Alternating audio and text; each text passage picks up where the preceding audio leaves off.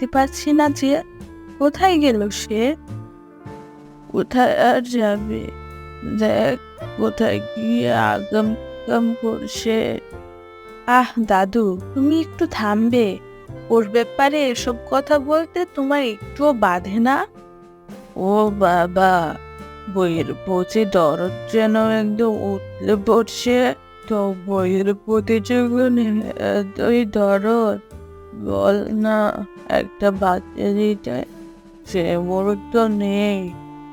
দেখো ঠাম্মা, সে যখন হওয়ার হবে। তুমি আর মায়ার ব্যাপারে একদম বাজে কথা বলো না তো। এত বড় বাড়িতে একটা ছেলে বলে নেই।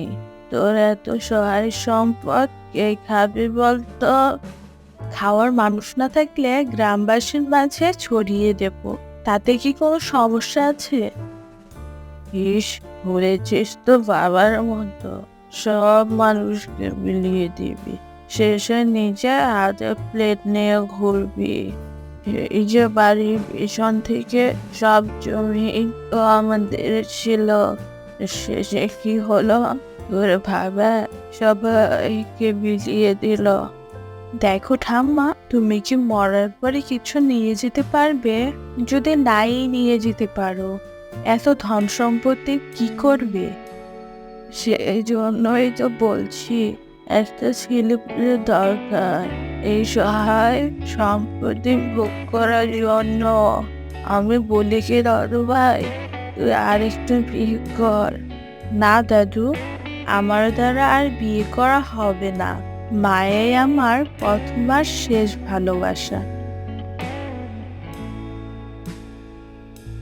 কি গো, তুমি এত সকালবেলা কাউকে কিছু না বলে কোথায় গিয়েছিলে?